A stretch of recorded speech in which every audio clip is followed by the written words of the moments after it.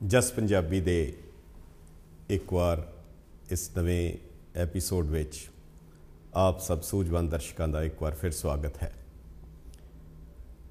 ਅਸੀਂ ਇਸ ਤੋਂ ਪਹਿਲੇ ਕਈ ਪੰਥਕ, ਧਾਰਮਿਕ, ਰਾਜਨੀਤਿਕ ਜਿਹੜੇ ਵੀ ਪੱਖ ਨੂੰ ਛੂੰਹਦੇ ਸਨ ਉਹਨਾਂ ਦੇ ਉੱਤੇ ਅਸੀਂ ਵਿਚਾਰ ਕੀਤੇ।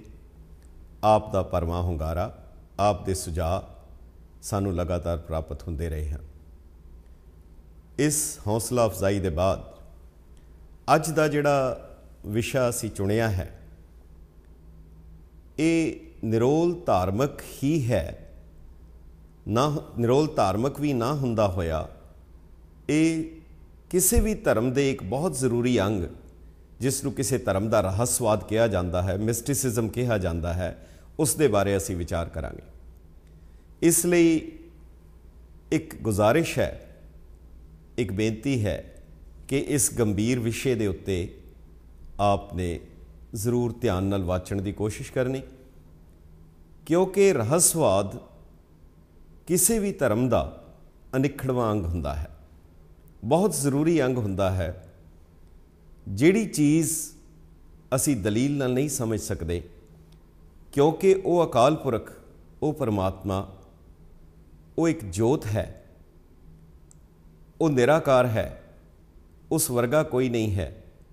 ਸਾਹਿਬ ਸ੍ਰੀ ਗੁਰੂ ਨਾਨਕ ਦੇਵ ਜੀ ਮਹਾਰਾਜ ਨੇ ਸਿੱਧ ਗੋਸ਼ਟ ਵਿੱਚ ਸੈਂਕੜੇ ਹੀ ਵਾਰੀ ਉਸ ਨੂੰ ਅਗੰਮ, ਅਗੋਚਰ, ਅਲੱਖ ਕਿਤਨੇ ਨਾਵਾਂ ਨਾਲ ਯਾਦ ਕੀਤਾ ਹੈ।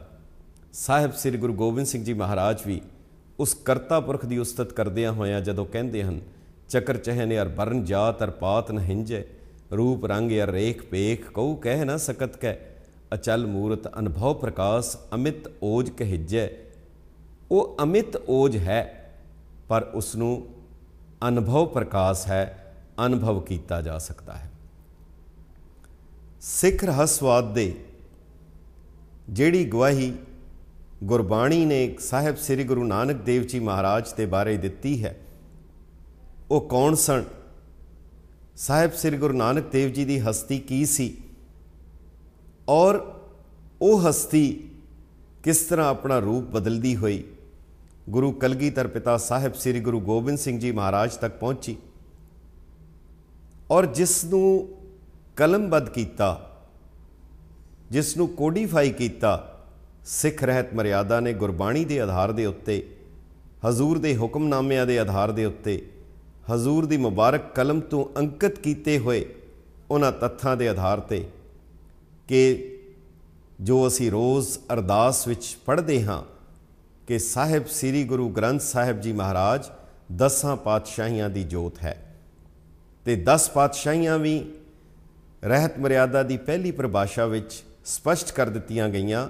साहिब श्री गुरु नानक देव जी तो लैके साहिब श्री गुरु गोबिंद सिंह साहब तक ये 10 हैं, इस तो इलावा कोई होर बाहर नहीं है, ना कोई हो सकता है। इन्हां 10 पातशाहियां की जो जोत है वो साहिब श्री गुरु ग्रंथ साहिब है। ओपरी नज़र नाल वेखिया, आम तौर पर जदों वेखिया जाता है तो ये बड़ी अचंभे वाली गल लगती है कि एक तो इसनूं किताब नहीं किया, हालां असीं अहले किताब हाँ, पर इसनूं किताब भी ना कह के ग्रंथ किया, और फिर इस ग्रंथ दे विच गुरु की जोत किद्दां स्थापित हो सकती है? ये निरंकार की जोत किद्दां स्थापित हो सकती है? कि ये संभव है? इस औखे जे विषय नूं थोड़ा जिहा सधारण लफ्ज़ां विच, आसान लफ्ज़ां विच उस गुरमत दे उस रहस्यवाद नूं समझण की कोशिश करिए। जोत रूप हर आप गुरु नानक कहायो। साहिब श्री गुरु नानक देव जी महाराज खुद परमात्मा की जोत सन। ये जो गुरु नानक साहब की जोत सी, जिस दे बारे गुरबाणी ने भी कहा, आप नारायण कला तार जगमह परवरियो, ये अकाल पुरख की अपनी जोत सी जिहड़ी कि साहिब श्री गुरु नानक देव जी महाराज दे विच स्थापित हुई। हुण इस तो पहले जिहड़ी गल असीं कर रहे हाँ कि साहिब श्री गुरु ग्रंथ साहिब दे विच वो जोत स्थापित हुई। गुरु ग्रंथ साहिब की वडियाई, गुरु ग्रंथ साहिब की चीज़ है, ये असी नाल नाल इन्हां दोनों तत्थां दे उत्ते असी कोशिश करांगे अपने विचार साझे करिए। मैं गल तोरन तो पहले एक मुगल हकूमत दे वेले एक इतिहासकार होए हन जिन्हां नूं मोहसिन फ़ानी कहा जाता है। मोहसिन फ़ानी ने दबिस्तान मज़ाहब नाम की एक पुस्तक लिखी है। उस दबिस्तान मज़ाहब दे विच सिख पंथ की फिलासफी, गुरु नानक साहब बारे और सिख धर्म के अकीदे, इन्हां तत्थां बारे उन्होंने विस्तार सहित अंकित किया है। मोहसिन फ़ानी एक अजब वार्ता लिखते हैं।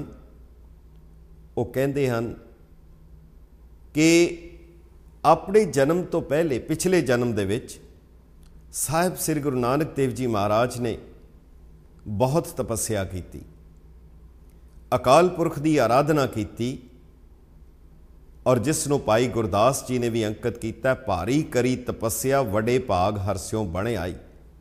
भाई साहब भाई गुरदास जी जिन्हां दे उत्ते गुरु अर्जन साहब की बख्शिश सी, जिन्हां दे कोलों साहिब श्री गुरु ग्रंथ साहिब जी की बीड़ पहले लिखवाई गई। भाई गुरदास जी कहते हैं गुरु नानक साहब बारे, भारी करी तपस्या वडे भाग हरस्यों बन आई। इसे तर्ज के उत्ते गुरु कलगीधर पिता भी कहते हैं, तय हम अधिक तपस्या साधी। अधिक तपस्या और भारी करी तपस्या में कोई फर्क नहीं है, कोई अंतर नहीं है। मोहसिन फ़ानी लिखता है कि साहिब श्री गुरु नानक देव जी महाराज ने जदों तपस्या की, अकाल पुरख की आराधना की, तो उस तो अकाल पुरख प्रसन्न होए। जदों वो मकसद पूरा होया, जदों मंजिले मकसूद प्राप्त हुई, जदों निशाना पूरा होया, घालना घाली गई, सब कुछ हो गया, तो उस वेले अकाल पुरख ने कहा, नानक ये रस्ता मुक्ति का है, ये जन्म मरण तो रहत होने का रस्ता है, तू इस मार्ग ते जा सकता है। पर मोहसिन फ़ानी कहता है कि अजब गल हुई, गुरु नानक देव जी दूसरे मार्ग ते तुर पे, जिस ते कई रूहां तड़प रही सन, विलच रही सन, कुरला रही सन।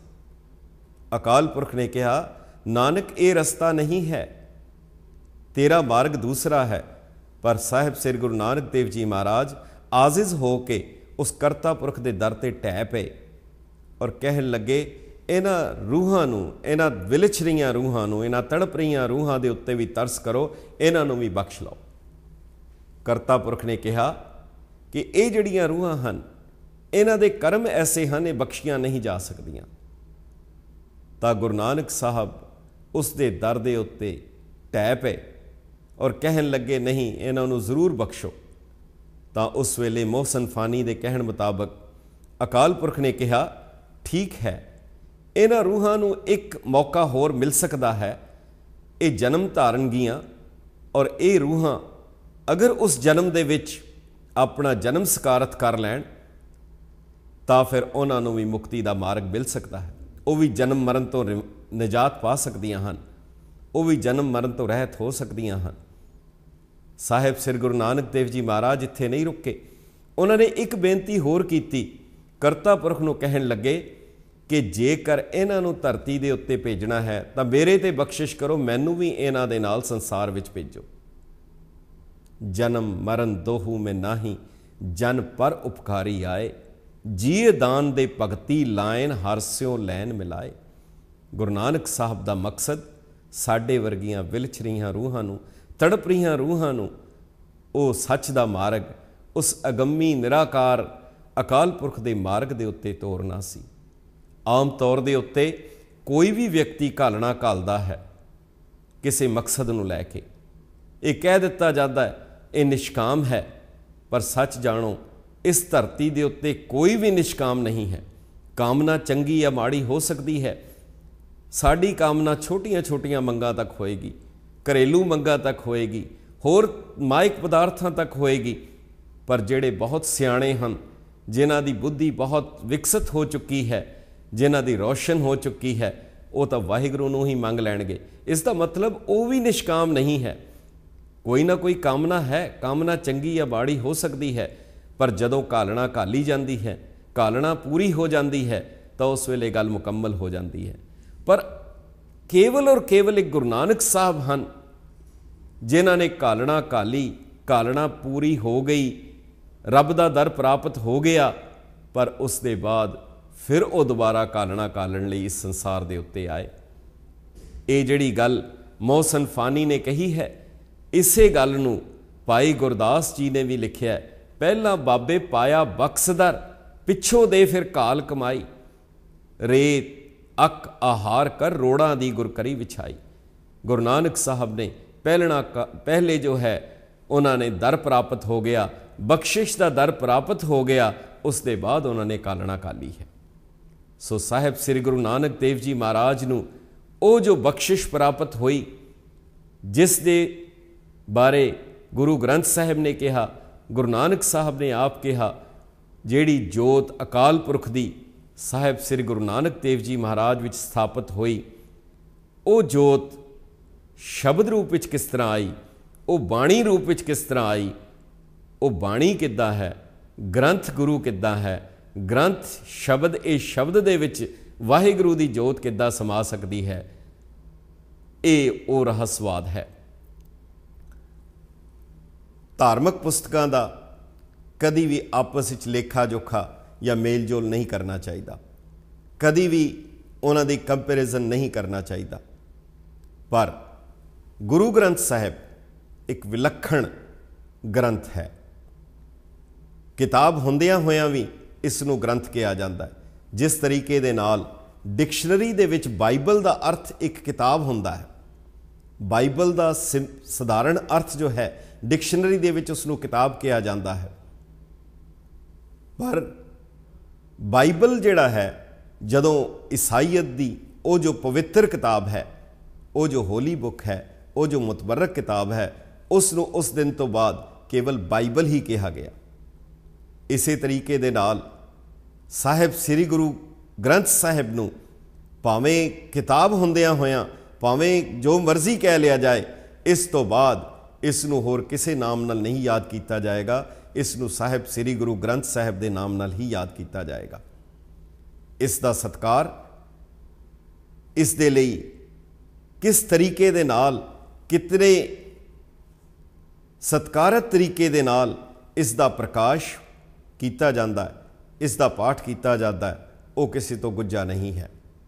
ਇਹਨਾਂ ਸਾਰੀਆਂ ਚੀਜ਼ਾਂ ਨੂੰ ਧਿਆਨ ਵਿੱਚ ਰੱਖਦਿਆਂ ਹੋਇਆਂ ਇੱਕ ਬੜੀ ਪ੍ਰਸੰਨਤਾ ਦੀ ਗੱਲ ਹੈ ਕਿ ਹਿੰਦੁਸਤਾਨ ਦੀ ਸੁਪਰੀਮ ਕੋਰਟ ਨੇ ਵੀ ਆਪਣੇ ਫੈਸਲੇ ਦੇ ਵਿੱਚ, ਆਪਣੇ ਇੱਕ ਫੈਸਲੇ ਵਿੱਚ ਕਿਹਾ ਹੈ ਕਿ ਇਹ Guru Granth Sahib is a living Guru. Sahib Sri Guru Granth Sahib is a living ਗੁਰੂ। ਇਹ ਬਹੁਤ ਵੱਡੀ ਪ੍ਰਾਪਤੀ ਹੈ, ਇਹ ਬਹੁਤ ਵੱਡਾ ਸਾਡੇ ਲਈ ਫਖਰ ਦੀ ਗੱਲ ਹੈ ਕਿ ਸਾਹਿਬ ਸ੍ਰੀ ਗੁਰੂ ਗ੍ਰੰਥ ਸਾਹਿਬ ਨੂੰ ਕੇਵਲ ਇੱਕ ਕਿਤਾਬ ਜਾਂ ਕੇਵਲ ਇੱਕ ਗ੍ਰੰਥ ਨਾ ਸਮਝ ਕੇ, ਜਦੋਂ ਅਸੀਂ ਸਾਹਿਬ ਸ੍ਰੀ ਗੁਰੂ ਗ੍ਰੰਥ ਸਾਹਿਬ ਦੇ ਅੱਗੇ ਨਤਮਸਤਕ ਹੋਈਏ, ਜਦੋਂ ਆਪਣਾ ਸਿਰ ਝੁਕਾਈਏ, ਤਾਂ ਜੇ ਅਸੀਂ ਸਮਝੀਏ ਕਿ ਇਹ ਪ੍ਰਤੱਖ ਜਾਗਤ ਜੋਤ ਹੈ, ਇਹ ਲਿਵਿੰਗ ਗੁਰੂ ਹੈ, ਇਹ ਗੁਰੂ ਨਾਨਕ ਸਾਹਿਬ ਦਾ ਸਰੂਪ ਹੈ, ਇਹ ਗੁਰੂ ਗੋਬਿੰਦ ਸਿੰਘ ਸਾਹਿਬ ਦਾ ਸਰੂਪ ਹੈ, ਇਹ 10 ਪਾਤਸ਼ਾਹੀਆਂ ਦੀ ਜੋਤ ਹੈ, ਜੇ ਅਸੀਂ ਇਸ ਨਜ਼ਰੀਏ ਦੇ ਨਾਲ ਇਸ ਨੂੰ ਸਮਝੀਏ ਤਾਂ ਸਕਾਰਤ ਹੋਏਗਾ। ਬਾਈਬਲ, ਹੈਰਾਨ ਹੋਵੋਗੇ, ਈਸਾ ਮਸੀਹ ਤੋਂ ਕਈ ਸਾਲ ਪਹਿਲੇ ਇਹ ਲਿਖਣੀ ਸ਼ੁਰੂ ਹੋਈ ਔਰ ਬਾਅਦ ਵਿੱਚ ਉਹਨਾਂ ਦੇ ਬਾਅਦ ਜਾ ਕੇ ਮੁਕੰਮਲ ਹੋਈ। ਜੋ ਕੁਰਾਨ ਮਜੀਦ ਹੈ, ਇਸਲਾਮ ਦੀ ਜੋ ਮੁਤਬਰਕ ਔਰ ਪਵਿੱਤਰ ਕਿਤਾਬ ਹੈ, ਇਹ ਵੀ ਮੁਹੰਮਦ ਸਾਹਿਬ ਦੇ ਜਾਣ ਤੋਂ ਬਾਅਦ, ਉਹਨਾਂ ਤੋਂ ਤਕਰੀਬਨ 23 ਸਾਲ ਜਾਂ 22 ਸਾਲ ਬਾਅਦ ਇਸ ਨੂੰ ਲਿਖਿਆ ਗਿਆ। ਪਰ ਗੁਰੂ ਗ੍ਰੰਥ ਸਾਹਿਬ ਇੱਕ ਉਹ ਧਾਰਮਿਕ ਗ੍ਰੰਥ ਹੈ ਜਿਸ ਨੂੰ ਸਾਹਿਬ ਸ੍ਰੀ ਗੁਰੂ ਅਰਜਨ ਦੇਵ ਜੀ ਮਹਾਰਾਜ ਨੇ ਖੁਦ ਉਸ 'ਤੇ ਮੁੰਦਾਵਣੀ ਮੋਹਰ ਲਗਾ ਕੇ ਉਸ ਨੂੰ ਸੰਪੂਰਨ ਕੀਤਾ। ਨਾ ਕੇਵਲ ਇੱਥੇ ਤੱਕ, ਉਸ ਗੁਰੂ ਗ੍ਰੰਥ ਸਾਹਿਬ ਨੂੰ ਸਾਹਿਬ ਸ੍ਰੀ ਗੁਰੂ ਅਰਜਨ ਦੇਵ ਜੀ ਮਹਾਰਾਜ ਨੇ ਖੁਦ ਆਪਣੀ ਜ਼ਬਾਨ ਤੋਂ, ਖੁਦ ਉਹਨਾਂ ਨੇ ਲਿਖਵਾਇਆ ਔਰ ਭਾਈ ਗੁਰਦਾਸ ਜੀ ਨੇ ਲਿਖਿਆ। ਪਰ ਦੂਸਰੇ ਪਾਸੇ ਜਦੋਂ ਉਹ ਕਰਤਾਰਪੁਰੀ ਬੀੜ, ਜਿਸ ਨੂੰ ਕਰਤਾਰਪੁਰੀ ਬੀੜ ਕਿਹਾ ਜਾਂਦਾ ਹੈ, ਜਦੋਂ ਧੀਰ ਮੱਲੀਆਂ ਦੇ ਕੋਲ ਚਲੀ ਗਈ ਤਾਂ ਉਸ ਵੇਲੇ ਸਾਹਿਬ ਸ੍ਰੀ ਗੁਰੂ ਗੋਬਿੰਦ ਸਿੰਘ ਜੀ ਮਹਾਰਾਜ ਨੇ ਦਮਦਮਾ ਸਾਹਿਬ ਦੇ ਉਸ ਪਵਿੱਤਰ ਸਥਾਨ ਦੇ ਉੱਤੇ ਭਾਈ ਮਨੀ ਸਿੰਘ ਜੀ ਤੋਂ ਉਹ ਬੀੜ ਫਿਰ ਲਿਖਵਾਈ। ਅੰਤਰ ਧਿਆਨ ਹੋ ਕੇ ਉਹਨਾਂ ਨੇ ਸਾਹਿਬ ਸ੍ਰੀ ਗੁਰੂ ਗ੍ਰੰਥ ਸਾਹਿਬ ਉਹ ਲਫ਼ਜ਼ ਬਲਫ਼ਜ਼ ਉਹਨਾਂ ਨੇ ਪੂਰਾ ਸੰਪੂਰਨ ਕੀਤਾ ਔਰ ਸੱਚਖੰਡ ਸ੍ਰੀ ਹਜ਼ੂਰ ਸਾਹਿਬ ਦੇ ਉਸ ਪਾਵਨ ਸਥਾਨ ਦੇ ਉੱਤੇ ਹਜ਼ੂਰ ਨੇ ਉਸ ਨੂੰ ਗੁਰਤਾ ਗੱਦੀ ਦਿੱਤੀ। ਸਾਹਿਬ ਸ੍ਰੀ ਗੁਰੂ ਗੋਬਿੰਦ ਸਿੰਘ ਮਹਾਰਾਜ ਨੇ ਖੁਦ ਉਸ ਦੇ ਅੱਗੇ ਨਤਮਸਤਕ ਹੋਏ, ਉਸ ਨੂੰ ਨਮਸਕਾਰ ਕਰਕੇ, ਨਾ ਕੇਵਲ ਨਮਸਕਾਰ ਕਰਕੇ ਗੁਰੂ ਦਾ ਰੁਤਬਾ ਬਲਕਿ ਦਿੱਤਾ, ਬਲਕਿ ਉਸ ਵਿੱਚ ਆਪਣੀ ਜੋਤ ਟਿਕਾ ਦਿੱਤੀ। ਸੋ ਇਹਨਾਂ ਵਿਸ਼ੇ ਦੇ ਉੱਤੇ ਅਸੀਂ ਆਪ ਨਾਲ ਗੱਲ ਕਰਾਂਗੇ। ਸਭ ਤੋਂ ਪਹਿਲਾਂ ਜਿਹੜੀ ਤਸਵੀਰ ਸਾਹਿਬ ਸ੍ਰੀ ਗੁਰੂ ਨਾਨਕ ਦੇਵ ਜੀ ਮਹਾਰਾਜ ਦੀ ਇਹ ਜੋ ਤਸਵੀਰ ਹੈ, ਇਹ ਉਹ ਤਸਵੀਰ ਹੈ ਜਿਹੜੀ ਸੱਚਖੰਡ ਸ੍ਰੀ ਹਰਿਮੰਦਰ ਸਾਹਿਬ ਵਿੱਚ ਉਹਦੇ ਸਾਹਮਣੇ ਦਰਵਾਜ਼ੇ ਦੇ ਉੱਤੇ ਇਹ ਤਸਵੀਰ ਗੁਰੂ ਨਾਨਕ ਸਾਹਿਬ ਦੀ ਹੈ। ਹਜ਼ੂਰ ਖੁਦ ਜਦੋਂ ਕੀਰਤਨ ਕਰਦੇ ਸਨ ਤਾਂ ਉਹ ਕਹਿੰਦੇ ਸਨ, ਧੁਰ ਕੀ ਬਾਣੀ ਆਈ। ਇਹ ਉਹਨਾਂ ਦੇ ਆਪਣੇ ਲਫ਼ਜ਼ ਨਹੀਂ ਸਨ, ਇਹ ਅਕਾਲ ਪੁਰਖ ਦੀ ਆਪਣੀ ਬਾਣੀ ਹੈ, ਅਕਾਲ ਪੁਰਖ ਦੇ ਆਪਣੇ ਸ਼ਬਦ ਹੈ ਜਿਹੜੇ ਗੁਰੂ ਨਾਨਕ ਸਾਹਿਬ ਦੇ ਮੁਖਾਰ ਬਿੰਦ ਤੋਂ ਨਿਕਲਦੇ ਸਨ। ਜੈਸੀ ਮੈਂ ਆਵੈ ਖਸਮ ਕੀ ਬਾਣੀ। ਇਹ ਜੋ ਦੂਸਰੀ ਤਸਵੀਰ ਹੈ, ਜੋ ਸੱਚਖੰਡ ਸ੍ਰੀ ਹਰਿਮੰਦਰ ਸਾਹਿਬ ਦੀ ਇਹ ਜੋ ਤਸਵੀਰ ਹੈ, ਜਿਸ ਜੇਕਰ ਕਹਿ ਲਿਆ ਜਾਏ ਕਿ ਇਹ ਸੱਚਖੰਡ ਸ੍ਰੀ ਹਰਿਮੰਦਰ ਸਾਹਿਬ ਨੂੰ ਬਣਾਉਣ ਦਾ ਕੋਈ ਅਤਕਥਨੀ ਨਹੀਂ ਹੋਏਗੀ ਜੇਕਰ ਇਹ ਵੀ ਕਹਿ ਲਿਆ ਜਾਏ ਕਿ ਸੱਚਖੰਡ ਸ੍ਰੀ ਹਰਿਮੰਦਰ ਸਾਹਿਬ ਨੂੰ ਉਸਾਰੀ ਕਰਨ ਦਾ, ਇਸ ਨੂੰ ਬਣਾਉਣ ਦਾ ਕੇਵਲ ਔਰ ਕੇਵਲ ਇੱਕ ਮਕਸਦ ਸੀ ਕਿ ਗੁਰੂ ਗ੍ਰੰਥ ਸਾਹਿਬ ਵਰਗੀ ਉਸ ਧਾਰਮਿਕ ਗ੍ਰੰਥ ਲਈ ਇੱਕ ਜਿਲਦ ਚਾਹੀਦੀ ਸੀ ਔਰ ਇੱਕ ਐਸੀ ਰੂਹਾਨੀ ਔਰ ਸ਼ਾਨਦਾਰ ਜਿਲਦ ਸੀ ਜਿਹੜੀ ਕਿ ਗੁਰੂ ਅਰਜਨ ਸਾਹਿਬ ਨੇ ਉਹ ਜਿਲਦ ਤਿਆਰ ਕਰਾਈ ਔਰ ਇਸ ਜਿਲਦ ਦੀ ਜੋ ਨੀਂਹ ਸੀ ਉਹ ਸਾਈਂ ਮੀਆਂ ਮੀਰ ਕੋਲੋਂ ਰਖਵਾਈ। ਗੁਰੂ ਗ੍ਰੰਥ ਸਾਹਿਬ ਦੀ ਸੰਪਾਦਨਾ ਤੋਂ ਪਹਿਲੇ ਇਹ ਸੱਚਾਈ ਹੈ ਕਿ ਖੈ ਮਰਦੇ ਬਾਹਮਣ ਮੌਲਾਣੇ ਆਪਸ ਵਿੱਚ ਧਾਰਮਿਕ ਵਖਰੇਵਾਂ ਇਤਨਾ ਸੀ, ਧਾਰਮਿਕ ਵਖਰੇਵਾਂ ਹੀ ਨਹੀਂ ਬਲਕਿ ਇੱਥੇ ਤੱਕ ਸੀ ਅੱਧੀ ਜਿਹੜੀ ਕਹਿ ਲਿਆ ਜਾਏ ਜੋ ਇੱਥੇ ਦੀ ਮੈਜੋਰਿਟੀ ਸੀ, ਜੋ ਬਹੁ ਗਿਣਤੀ ਸੀ, ਉਹਨਾਂ ਨੂੰ ਸੂਦ ਕਹਿ ਕੇ, ਉਹਨਾਂ ਨੂੰ ਸ਼ੂਦਰ ਕਹਿ ਕੇ, ਸਮ੍ਰਿਤੀਆਂ ਮੁਤਾਬਕ ਉਹਨਾਂ ਨੂੰ ਕਿਸੇ ਵੱਡੇ ਦੇ ਨਾਲ, ਉੱਚੀ ਜਾਤ ਵਾਲੇ ਦੇ ਨਾਲ ਇੱਕ ਆਸਣ ਤੇ ਬਹਿਣ ਦਾ ਵੀ ਉਹਨਾਂ ਨੂੰ ਆਦੇਸ਼ ਨਹੀਂ ਸੀ। ਉਹਨਾਂ ਲਈ ਧਰਮ ਮੰਦਰ ਦੇ, ਵਿਦਿਆ ਮੰਦਰ ਦੇ ਦਰਵਾਜ਼ੇ ਬੰਦ ਸਨ। ਪਰ ਗੁਰੂ ਸਾਹਿਬ ਨੇ ਕਮਾਲ ਹੈ, ਉਹਨਾਂ ਨੂੰ ਨਾ ਕੇਵਲ ਸਤਿਕਾਰ ਦਿੱਤਾ ਬਲਕਿ ਉਹਨਾਂ ਨੂੰ ਉਹ ਮੁਕਾਮ ਦਿੱਤਾ, ਉਹ ਸਥਾਨ ਤੇ ਉਹਨਾਂ ਨੂੰ ਬਿਰਾਜਮਾਨ ਕੀਤਾ, ਗੁਰੂ ਨਾਨਕ ਸਾਹਿਬ ਦੇ ਨਾਲ ਉਹਨਾਂ ਨੂੰ ਬਿਰਾਜਮਾਨ ਕੀਤਾ। ਸਾਖੀ ਦੇ ਵਿੱਚ ਅੰਕਿਤ ਹੈ ਕਿ ਅੰਮ੍ਰਿਤ ਵੇਲੇ ਭਿੰਨੀ ਰੈਣੜੀਏ ਦੇ ਸਮੇਂ ਜਦੋਂ ਤਾਰੇ ਚਮਕ ਰਹੇ ਸਨ, ਇੱਕ ਜੋਤ, ਇੱਕ ਵਿਅਕਤੀ ਮੂੰਹ ਸਿਰ ਲਪੇਟ ਕੇ, ਸਿਰ ਦੇ ਉੱਤੇ ਕੜਾਹ ਪ੍ਰਸ਼ਾਦ ਦੀ ਦੇਗ ਲੈ ਕੇ ਸੱਚਖੰਡ ਸ੍ਰੀ ਹਰਿਮੰਦਰ ਸਾਹਿਬ ਦੇ ਵਿੱਚ ਦਾਖਲ ਹੋਇਆ ਔਰ ਜਿਹੜੇ ਉੱਥੇ ਅਰਦਾਸੀਆ ਸਿੰਘ ਸਨ ਉਹਨਾਂ ਨੂੰ ਕਹਿਣ ਲੱਗੇ ਕਿ ਮੇਰੀ ਵੀ ਅਰਦਾਸ ਕਰੋ। ਤਾਂ ਉਹਨਾਂ ਨੇ ਪੁੱਛਿਆ, ਪੁਰਖਾ ਅਰਦਾਸ ਕੀ ਕਰਨੀ ਹੈ? ਤਾਂ ਉਹ ਰੂਹ ਬੋਲੀ ਕਿ ਇਹ ਅਰਦਾਸ ਕਰੋ ਕਿ ਮੇਰੀ ਸਿੱਖੀ ਨਿਭ ਜਾਏ। ਹੈਰਾਨ ਹੋਵੋਗੇ, ਇਹ ਸਾਹਿਬ ਸ੍ਰੀ ਗੁਰੂ ਅਰਜਨ ਦੇਵ ਜੀ ਮਹਾਰਾਜ ਸਨ ਜਿਹੜੇ ਸਿੱਖੀ ਦੀ ਦਾਤ ਦੀ ਪ੍ਰਾਪਤੀ ਦੀ ਅਰਦਾਸ ਕਰ ਰਹੇ ਸਨ। ਉਹਨਾਂ ਨੇ ਆਪਣਾ ਸਾਰਾ ਕੁਝ ਉਸ ਗ੍ਰੰਥ ਵਿੱਚ, ਉਸ ਪੰਥ ਵਿੱਚ ਜਜ਼ਬ ਕਰ ਦਿੱਤਾ।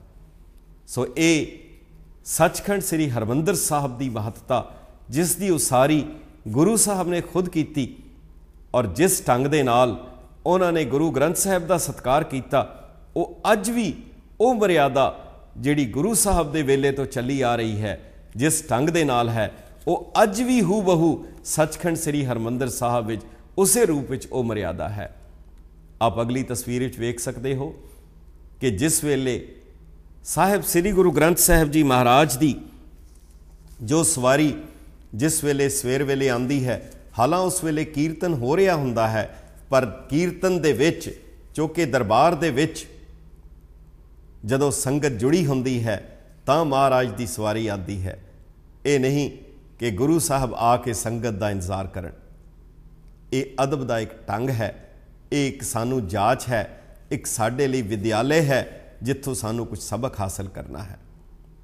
और इसनू जिस ढंग दे नाल हजूर ने इस मर्यादा नू स्थापित किया कि मंजी साहब जो गृहस्थियां दा मार्ग है उस दे उत्ते उन्होंने गुरु ग्रंथ साहब नू स्थापित किया। और उस दिन तो बाद वो खुद जमीन दे उत्ते सौंदे रहे।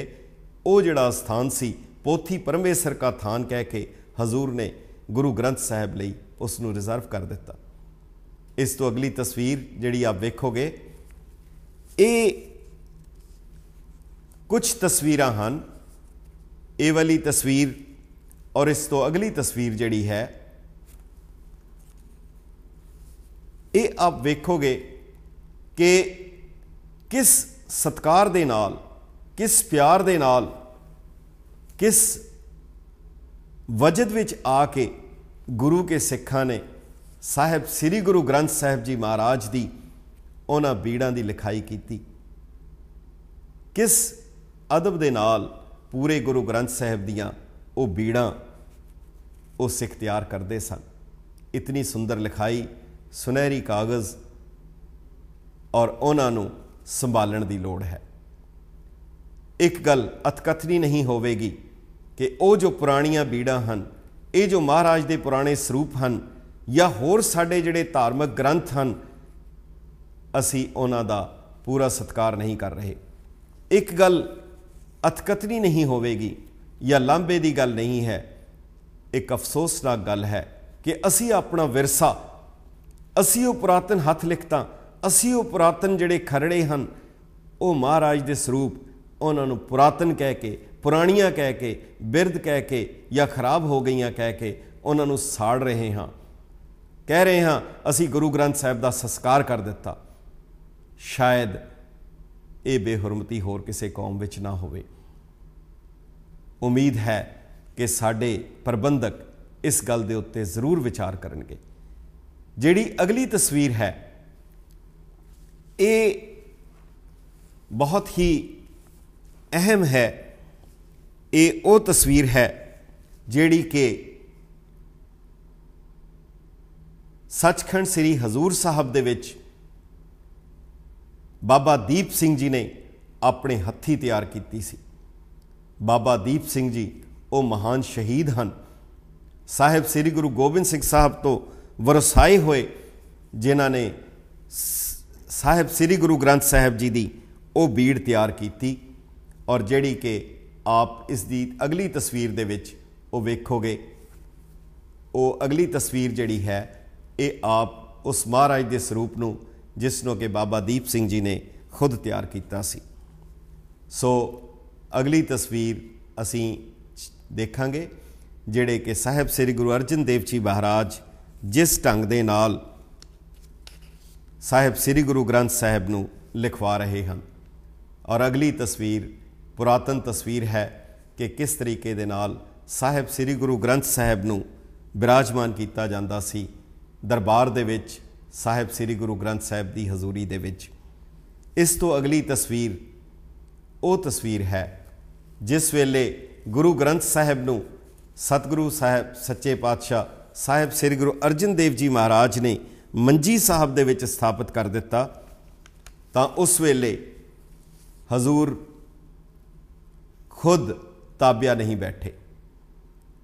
गुरु अर्जन देव जी कीर्तन करन लई वो कीर्तनियां दी जगह दे उत्ते बैठे।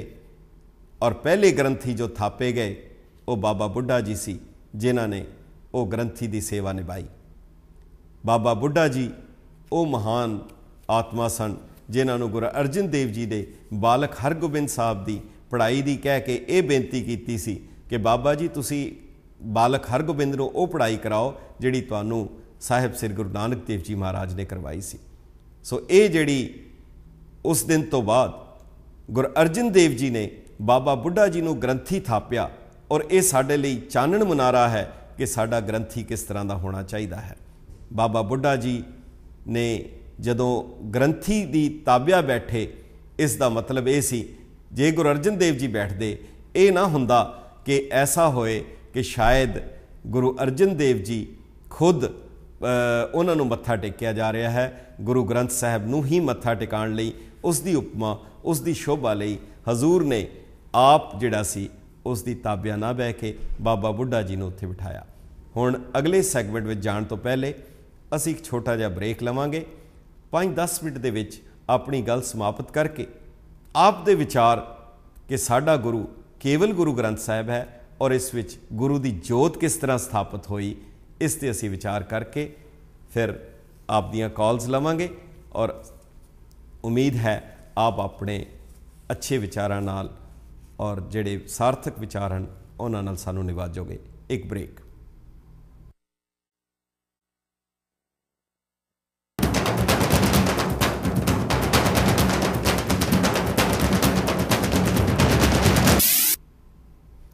बाणी गुरु, गुरु है बाणी, सतगुर बचन, बचन है सतगुर। इस रहस्यवाद के विषय के उत्ते आप जस पंजाबी के सूझवान दर्शकों का मुड़ एक बार फिर स्वागत है। गुरु ग्रंथ साहब साडी जान है, साडी जिंदगी है। साहिब श्री गुरु नानक देव जी महाराज नूं एक दफ़ा भाई मरदाना ने कहा सी, बाबा तेरा मेरा बहुता फर्क नहीं, तू खुदा दा डूम, मैं तेरा डूम। एक सिख इतनी निगता, इतनी नेड़ता महसूस करता है कि गुरु नूं कह रहा है कि मेरे तेरे विच कोई फर्क नहीं। गुरु कलगीधर पिता ने यही गल बाद विच कही सी, या मैं भेद न रंच पछानूं। पर जदों वड्डा कल्लूकारा होया, उस वेले जदों ये लग रहा सी कि गुरु नानक दा ये बूटा शायद मुरझा जाएगा, शायद ख़त्म हो जाएगा, उस वेले पंथ ने साहिब श्री गुरु ग्रंथ साहब दा अखंड पाठ किया और जिहड़ी अरदास कीती सी वो अरदास सी, पंथ ना रहा तो ग्रंथ को कौन पूछेगा तात। जे पंथ ना रहा फिर ग्रंथ नूं कौन पूछेगा। ये गुरु ग्रंथ ते गुरु पंथ दा जिहड़ा तसव्वुर सी। और उस वेले उन्होंने ये कहा सी कि असी मरण तो नहीं घबराते, सानू जान की कोई फिक्र नहीं, पर सानू फख्र है कि ये तत् खालसा है, इस विच कोई खोट नहीं।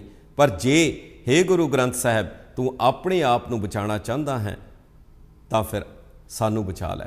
गुरु कलगीधर पिता दे बचन कितने सही साबित होए कि जेड़े उन्होंने कहे सी, इन्हीं की कृपा के सजे हम हैं, नहीं मोसो गरीब करोड़ परे। गुरु ग्रंथ साहब ते गुरु पंथ ये दूजे ते एक दूजे ते निर्भर हैं। ये जो तस्वीर आप देख रहे हो, ये वड्डे कल्लूकारे दी वो इतिहासक तस्वीर है जिस विच हजूर उन्हां गुरु के सिखां ने अरदास कीती सी और अपने आप नूं गुरु ग्रंथ साहब नूं पूरी तरह समर्पित कीता सी। गुरु नूं समर्पित होने की जांच साहिब श्री गुरु अर्जन देव जी महाराज ने अमली तौर पर की। बाणी राही जो तो प्रेम खेलन का चाओ, ये तो गुरु नानक साहब ने गल कही सी। साहिब श्री गुरु अर्जन देव जी महाराज ने जिस वेले ये शब्द कहे, जदों ये बाणी कही, तन मन काट काट सब अर्पी विच अग्नि आप जलाई, तो उस वेले साईं मियाँ मीर ने कहा सी, ये तखयल बड़ा अच्छा है। तत्ती तवी ते बैठे गुरु अर्जन साहब ने पूछा सी, साईं जी वो तखयल कैसा है। ये अगली तस्वीर जो आप देख रहे हो, ये गुरु अर्जन साहब दे उन्हां जिंदगी दे, उन्हां दे जीवन काल दे वो रूप हैं जिन्हां दी खातर उन्होंने शहादत का जाम पीना पिया। और जहांगीर ने कहा, यह हरमंदर साहब दुकाने बातल है और गुरु ग्रंथ साहब नूं समाप्त करन दा ये जो तहैया सी वो उन्होंने किया। अगली तस्वीर सचखंड श्री हजूर साहब दी है। ये वधाई दे पात्र है, कौम वधाई दी पात्र है कि 400 साला गुरु 300 साला जो शताब्दी मनाई गई, उस तो पहले 400 साला हरमंदर साहब स्थापना दिवस मनाया गया। इस साहिब श्री गुरु ग्रंथ साहब दी वो वडियाई प्रगट भई सगले जुग अंतर गुरु नानक की वडियाई।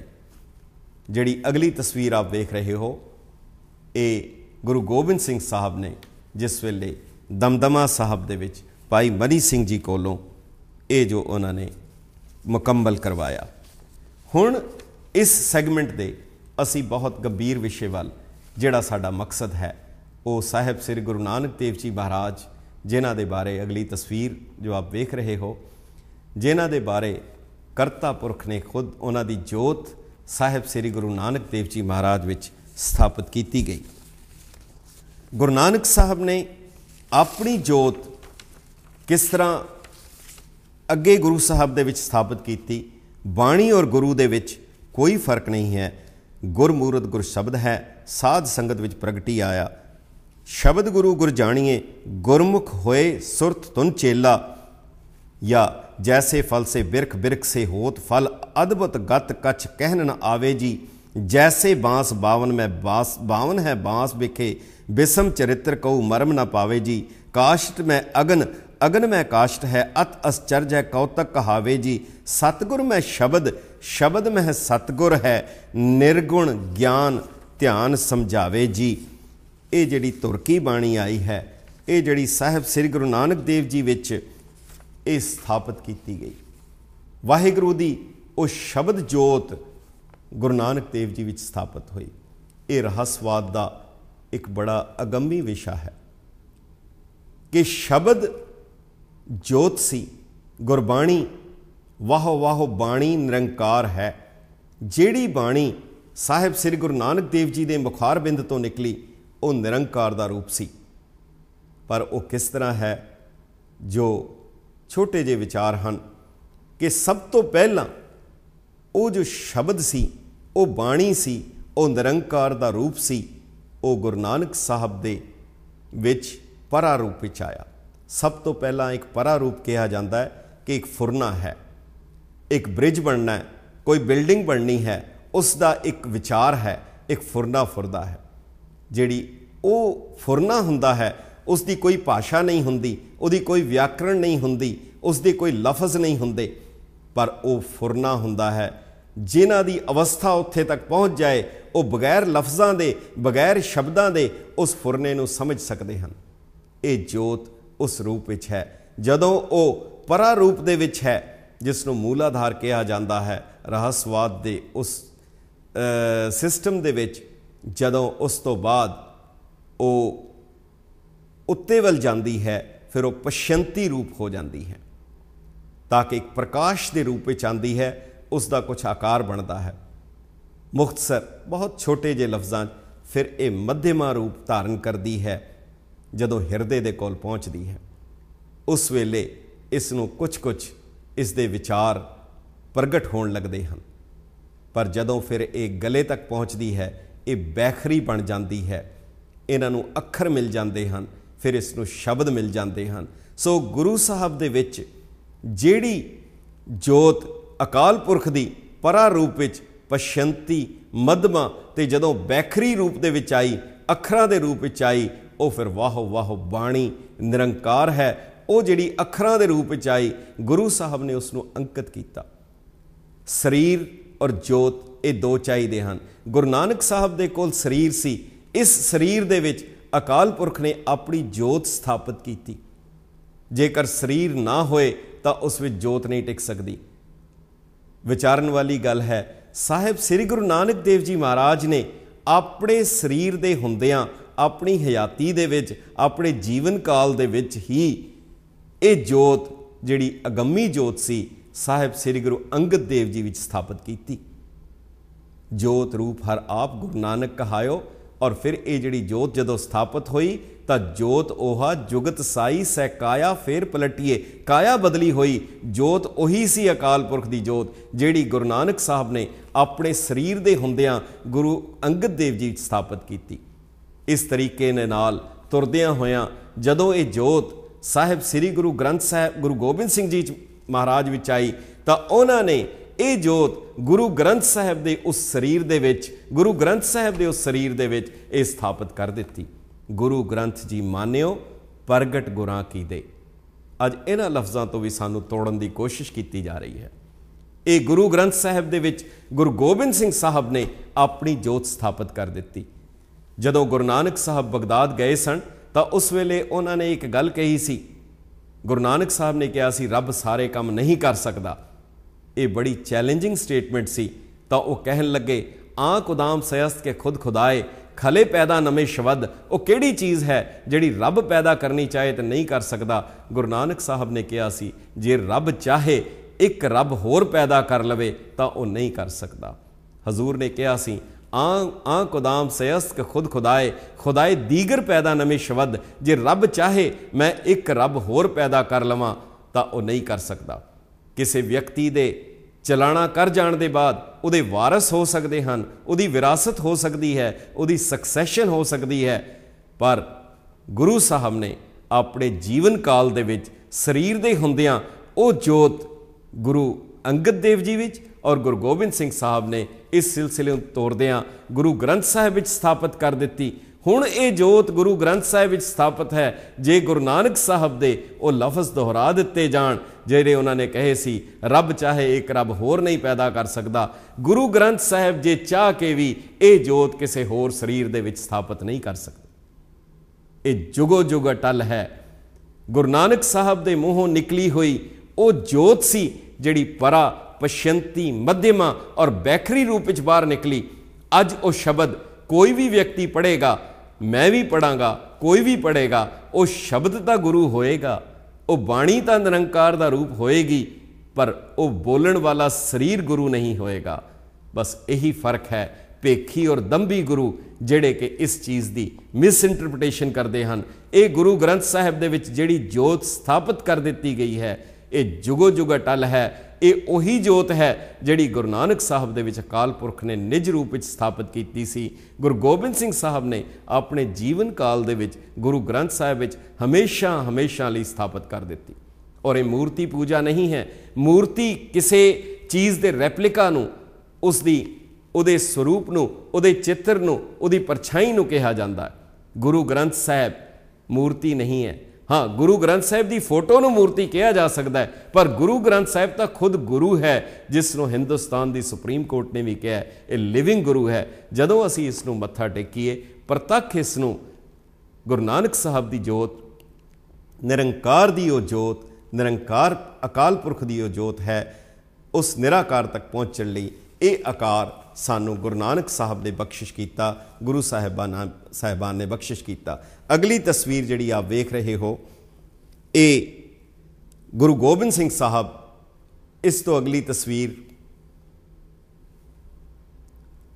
ਗੁਰੂ ਗੋਬਿੰਦ ਸਿੰਘ ਸਾਹਿਬ ਆਪਣੀ ਜੋਤ ਗੁਰੂ ਗ੍ਰੰਥ ਸਾਹਿਬ ਦੇ ਵਿੱਚ ਸਥਾਪਿਤ ਕਰ ਰਹੇ ਹਨ। ਇਸ ਤੋਂ ਅਗਲੀ ਤਸਵੀਰ ਹੈ, ਇਹ ਇੱਕ ਬਹੁਤ ਅਹਿਮ ਹੈ। ਇਹ ਧੀਰਮਲ ਦੇ ਸੰਸਥਾ ਦੇ ਜਾਂ ਉਸ ਫਿਰਕੇ ਦੇ ਮੌਜੂਦਾ ਜਿਨ੍ਹਾਂ ਨੂੰ ਆਪਣੇ ਆਪ ਨੂੰ ਗੁਰੂ ਕਹਿੰਦੇ ਹਨ, ਇਹ ਉਹਨਾਂ ਦੀ ਤਸਵੀਰ ਹੈ ਜਿਨ੍ਹਾਂ ਕੋਲ ਗੁਰੂ ਅਰਜਨ ਸਾਹਿਬ ਦੀ ਉਹ ਪੁਰਾਤਨ ਬੀੜ ਹੈ। ਜਦੋਂ ਇਹਨਾਂ ਨਾਲ ਮੁਲਾਕਾਤ ਹੋਈ ਤਾਂ ਇਹ ਹੱਸ ਕੇ ਕਹਿਣ ਲੱਗੇ, ਗੁਰੂ ਗ੍ਰੰਥ ਜੀ ਮੰਨਿਓ ਤਾਂ ਠੀਕ ਹੈ, ਪਰ ਕਿਹੜੇ ਗ੍ਰੰਥ ਨੂੰ ਗੁਰੂ ਮੰਨਿਆ ਜਾਏ?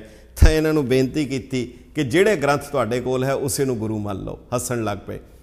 ਸੋ ਇਹਨਾਂ ਦੇ ਕੋਲ ਇਹ ਵੀ ਕੁਦਰਤ ਦਾ ਅਜਬ ਕਰਿਸ਼ਮਾ ਹੈ ਕਿ ਜਿਹੜੇ ਆਪਣੇ ਆਪ ਨੂੰ ਗੁਰੂ ਕਹਿ ਰਹੇ ਹਨ, ਉਹਨਾਂ ਦੇ ਕੋਲ ਸਾਹਿਬ ਸ੍ਰੀ ਗੁਰੂ ਗ੍ਰੰਥ ਸਾਹਿਬ ਦਾ ਉਹ ਗੁਰੂ ਅਰਜਨ ਦੇਵ ਜੀ ਦਾ ਸਰੂਪ ਹੈ। ਇੱਕ ਅਫਸੋਸਨਾਕ ਗੱਲ ਹੈ। ਅਗਲੀ ਜੋ ਤਸਵੀਰ ਆਪ ਵੇਖ ਰਹੇ ਹੋ, ਅੱਜ ਐਸੀਆਂ ਵੈਬਸਾਈਟਸ ਦਿਖਾਈਆਂ ਜਾ ਰਹੀਆਂ ਹਨ ਕਿ ਜਿਹੜੀਆਂ ਕਹਿ ਰਹੀਆਂ ਹਨ ਕਿ ਇਹ ਗ੍ਰੰਥ ਗੁਰੂ ਨਹੀਂ ਹੈ, ਇਹ ਪੋਲੀਟੀਕਲ ਬੰਦਿਆਂ ਦੀ ਸ਼ਰਾਰਤ ਹੈ। ਗੁਰੂ ਗ੍ਰੰਥ ਸਾਹਿਬ ਰੂਹਾਨੀਅਤ ਦਾ ਉਹ ਚਸ਼ਮਾ ਹੈ। ਪਰ ਅਫਸੋਸ, ਪਿਛਲੀ ਸਦੀ ਤੋਂ ਪਹਿਲੇ ਸਵਾਮੀ ਦਯਾਨੰਦ ਸਰਸਵਤੀ ਆਰਿਆ ਸਮਾਜ ਦੇ ਸੰਸਥਾਪਕ ਸਨ, ਜਿਨ੍ਹਾਂ ਨੇ ਇਹ ਲਿਖ ਦਿੱਤਾ कि गुरु नानक साहब ने, गुरु गोविंद सिंह ने इधर उधर की पुस्तकें जोड़कर उन्होंने एक पुस्तक बंधा दी, उसकी जिल्द बंधवा दी। ये तो गुनाहे कबीरा है, ये तौहीन रिसालत है, ये गुरु निंदा है। उन्हां दियां पुस्तकां च लिखिया, नानक शाह फकीर ने नया चलाया पंथ, इधर उधर से जोड़कर लिख मारा एक ग्रंथ, पहले चेले कर लिए पीछे बदला भेस, सिर पे साफा बांध के रख लीने सब केस। ये आर्या समाज के संस्थापक जिहड़े स्वामी दयानंद सरस्वती, इन्हां दी अगली तस्वीर आप वेखोगे किस ढंग दे नाल ये मृत्यु शैया ते पए हन। किसी ने इन्हां नूं जहर दे दिता, कच पीस के पिला दिता, सिर तो लैके पैर तक इन्हां दा सारा शरीर जिहड़ा सी वो फट गया। और जिस ढंग दे नाल इन्हां दी फिर जिंदगी का अंत होया, शायद वो ऐसा किसी का भी ना होवे जिहड़ा इन्हां दा होया। अखीर दे विच केवल एक गल कहनी चाहांगे, भाई संता सिंह चमक बहुत अच्छे कीर्तनीय सन। किसी ने उन्होंने कहा गुरु ग्रंथ जी मान्यो, ये तो गुरबाणी नहीं है। कह लगे भाई ना सही, तू चल यही मन लै, बाणी गुरु, गुरु है बाणी, इसे नूं मन लै। सतगुर बचन, बचन है सतगुर, इसे नूं मन लै। सो ये साडा अज दा गंभीर विशा सी। गुरु ग्रंथ साहब निरंकार का स्वरूप जान के जदों उस बाणी नूं पढ़ीए, असी उसनूं उस हिसाब नाल नतमस्तक होईए। ये साडे कुछ विचार सन। असी कुछ कॉल्स आप दियां लवांगे। ते हैलो, सत श्री अकाल, कौन बोल रहे वीर जी? हाँ जी, थोड़ी उच्ची बोलोगे? हाँ जी, हाँ जी वीर जी। जी वाहिगुरू खालसा जी, वाहिगुरू जी की फतेह। हाँ जी परम सिंह जी। हाँ जी, तुहाडे अज दे विचार जी बहुत ही वधिया सी जी। ते ਇਹ ਆਪਣੇ ਸਿੱਖਾਂ ਨੂੰ जी बहुत ही ਉੱਚੀ ਸੋਚ ਲੈ ਕੇ ਜਾਣਗੇ। चलो गुरु बख्शिश करे। हाँ जी, जिस तरह ਤੁਸੀਂ ਜਦ ਕਰਤਾ ਪੁਰਖ जी ਨਾਨਕ ਦੇਵ ਜੀ ਦੇ, ਗੁਰੂ ਨਾਨਕ ਦੇਵ ਜੀ ਕਰਤਾ ਪੁਰਖ ਦੇ ਕੁੱਕਰ ਬਣੇ ਸੀ, जी ਇਸੇ ਤਰ੍ਹਾਂ ਅੱਜ ਤੁਸੀਂ ਗੁਰੂ ਨਾਨਕ ਦੇਵ ਜੀ ਦੇ ਕੁੱਕਰ ਬਣ ਗਏ। चलो चलो चलो, बहुत बहुत ਬਣ ਗਏ। गुरु बख्शिश करे। भाई नंद लाल जी कहते मैं गुरु के घर का कुकर नहीं हाँ, मैं तो उन्होंने कुत्तियां का भी कुत्ता नहीं बन सकता। रेजा चीने खान गुरु गोबिंद सिंह, लाल सग गुलाम गुरु गोबिंद सिंह, जी जी कमतरीने चे सगान गुरु गोबिंद सिंह। मैं तो कमीनी जात का कुत्ता, मैं उन्होंने कुत्तियां तो भी थले हाँ। उन्होंने कुत्ते भी जड़े हैं मुबारक हैं। बहुत बहुत धन्यवाद तुहाडा। ਅੱਜ ਦੀ ਤੁਹਾਡੀ ਸੋਚ ਤੁਹਾਡੀ ਬਹੁਤ ਉੱਚੀ ਉੱਚੀ, बहुत ही ਉੱਚੀ, ਜਿਹੜੀ ਸਿੱਖਾਂ ਨੂੰ ਉੱਚੀ ਲੈ ਕੇ ਜਾ। चलो बाबे की सोच है, गुरु की गल है जी। ਤੁਹਾਨੂੰ ਮੁਬਾਰਕਾਂ, ਲੱਖ ਲੱਖ ਕੋਟ ਕੋਟ ਤੁਹਾਨੂੰ ਮੁਬਾਰਕਾਂ। धन्यवाद तुहाडा, बहुत बहुत मेहरबानी। वाहिगुरू भाई जी की खालसा, फतेह, वाहिगुरू जी की फतेह। हाँ जी हेलो, सत श्री अकाल जी। सत श्री अकाल, कौन बोल रहे जी? हाँ जी, ਅਸੀਂ ਡੈਲਵੇਅਰ ਤੋਂ बोल रहे हैं। आपका शुभ नाम बेबी जी? हाँ जी, ਕੁਲਵਿੰਦਰ ਕੌਰ। हाँ जी भैन जी। हाँ जी, ਅਸੀਂ ਤੁਹਾਡਾ ਪ੍ਰੋਗਰਾਮ ਦੇਖ ਰਹੇ ਹਾਂ, ਬਹੁਤ ਵਧੀਆ ਲੱਗਦਾ ਹੈ ਜਿਹੜੇ ਤੁਸੀਂ ਘਰ ਘਰ ਤੱਕ ਆਵਾਜ਼ ਪਹੁੰਚਾ ਰਹੇ ਹੋ। जी ਅਸੀਂ ਤੁਹਾਡਾ ਬਹੁਤ ਲੱਖ ਲੱਖ ਸ਼ੁਕਰਾਨਾ ਕਰਦੇ ਹਾਂ। जी जी जी जी ਵਾਹਿਗੁਰੂ ਤੁਹਾਨੂੰ ਇਸੇ ਤਰ੍ਹਾਂ ਹੀ ਆਵਾਜ਼ ਪਹੁੰਚਾਉਂਦਿਆਂ ਰੱਖੇ। जी ਹਾਂ, ਬਹੁਤ ਵਧੀਆ ਲੱਗਦਾ ਹੈ। ਇਹੋ ਜਿਹੀਆਂ ਕਈ ਗੱਲਾਂ ਨੇ ਜਿਨ੍ਹਾਂ ਦਾ ਸਾਨੂੰ ਪਤਾ ਹੀ ਨਹੀਂ ਸੀ, ਤਾਂ ਹੁਣ ਮਤਲਬ ਤੁਹਾਡੀ ਜੋ ਨਹੀਂ ਪਤਾ ਲੱਗਦਾ। चलो गुरु बख्शिश करे। जस पंजाबी का धन्यवाद, इन्हों सहयोग दिओ ताकि होर अच्छी तरह ये कर सकन। जी, बहुत ਵਧੀਆ ਪ੍ਰੋਗਰਾਮ ਇਹਨਾਂ ਨੇ ਸ਼ੁਰੂ ਕੀਤਾ ਜੀ, ਜਸ ਪੰਜਾਬੀ। ਅਸੀਂ ਬਹੁਤ ਖੁਸ਼ ਹਾਂ। ठीक ठीक ਹਰ है, ਰੋਜ਼ ਅਸੀਂ ਤੁਹਾਡਾ ਇਹ ਪ੍ਰੋਗਰਾਮ ਦੇਖਦੇ ਹਾਂ। ਜਦੋਂ ਵੀ ਠੀਕ। ਤੁਹਾਡਾ ਹੁੰਦਾ ਜਨਤਾ ਦੀ ਆਵਾਜ਼ ਸਪੈਸ਼ਲ ठीक है, ਬੈਠਦੇ ਹਾਂ, ਸਾਰਾ ठीक। ਪ੍ਰੋਗਰਾਮ ਦੇਖਦੇ। बहुत धन्यवाद तुहाडा, बहुत धन्यवाद। हाँ जी, थैंक यू, वाहिगुरू जी की फतेह। हैलो हैलो हैलो, तुसी लाइन ते हो जी? हैलो हैलो हेलो जी अंकल जी। हाँ जी, कौन बोल रहे जी? खालसा, वाहिगुरू जी की फतेह। वाहिगुरू जी की फतेह। कौन बोल रहे वीर मेरे? हेलो, हाँ कौन बोल रहे हो जी तुसी? ये मनिंदर पाल जी बोल रहे हैं, मैं पिट्सबर्ग तो, मनिंदर पाल सिंह। हाँ जी मनिंदर जी। ਜੀ ਅੰਕਲ ਜੀ, ਤੁਹਾਡਾ ਮੈਂ ਪ੍ਰੋਗਰਾਮ ਦੇਖ ਰਿਹਾ ਸੀ ਜੀ ਤੇ ਬਹੁਤ ਹੀ ਵਧੀਆ ਪ੍ਰੋਗਰਾਮ। ਤੁਹਾਨੂੰ ਇੰਨਾ ਗਿਆਨ ਆ, ਮੈਂ ਤੇ ਕਹਿੰਦਾ ਕਿ ਇਹਦੇ ਚੋਂ ਇੱਕ ਚਮਚ ਵੀ ਮਤਲਬ ਕਿ ਅਸੀਂ ਸਭ ਨੂੰ ਥੋੜਾ ਮਤਲਬ ਕਿ ਪਿਲਾ ਸਕੀਏ ਇਹ ਅੰਮ੍ਰਿਤ, ਹੈ ਤੇ ਕਿੰਨੀ ਵੱਡੀ ਗੱਲ ਹੋ ਜਾਏਗੀ। गुरु ग्रंथ साहब चुप्पी मारो, सब कुछ मिल जाएगा। अंकल जी देखो, हाँ जी, ਤੇ ਉਹਦੇ ਚ ਵੀ ਕਿੰਨੀ ਕਲੀਅਰਲੀ ਲਿਖਿਆ ਕਿ ਅਖਰੀ ਨਾਮ ਅਖਰੀ ਸਾਲਾ हाँ जी, हाँ जी ਕੀ ਗਿਆਨ ਗੀਤ ਗੁਣਗਾ। ਜੀ। ਮਤਲਬ ਇੰਨੀ ਵੱਡੀ ਇੱਕ ਇੱਕ ਅੱਖਰਾਂ ਚ ਕਿੰਨੀ ਗਹਿਰਾਈ ਤੇ ਕਿੰਨੀ ਵੱਡੀ ਚੀਜ਼ ਆ। जी जी जी जी जी, बहुत बहुत धन्यवाद तुहाडा, थैंक यू, बहुत मेहरबानी, शुक्रिया। वाहिगुरू जी की फतेह। हैलो सत श्री अकाल जी। सत श्री अकाल, कौन बोल रहे जी? भाई मैं फिलाडेल्फिया प्रहलाद सिंह बोल रहा जी। हाँ जी प्रहलाद सिंह जी। भाई साहब जी, मैं बस यही गल कहनी कि जो तुहाडा जिहड़ा प्रोग्राम है जी बहुत ही ज्यादा वधिया, बहुत ही ज्यादा वधिया। जी ते जी को वो लफ्ज नहीं है कि जिहदे नाल असीं इहदी सिफत कर सकीए। जी ते दूसरी गल है कि जदों कि साडा पहला संघर्ष शुरू होया सी, असीं इक्को ही गवर्नमेंट तो मंग कीती कि सानूं सिੱਖਾਂ ਨੂੰ एक चैनल मिल जाए जी ਜਿਹਦੇ ਨਾਲ ਅਸੀਂ ਸਿੱਖੀ ਦਾ ਪ੍ਰਚਾਰ ਕਰ ਸਕੀਏ ਵੀ ਕੀ ਚੀਜ਼ ਆ। जी ਉਹ ਸਾਡੀ ਜਿਹੜੀ ਮੰਗ ਹੈ ਅੱਜ ਬੜੇ ਹੀ ਦੇਰ ਬਾਅਦ ਪੂਰੀ ਹੋਈ ਹੈ ਅਮਰੀਕਾ ਦੇ ਵਿੱਚ। चलो बहुत बहुत ਵਧਾਈ जस पंजाबी ਨੂੰ ਵੀ ਜਿਨ੍ਹਾਂ ਨੇ ਤੁਹਾਡੇ ਮੰਗ ਨੂੰ ਪੂਰਾ ਕੀਤਾ।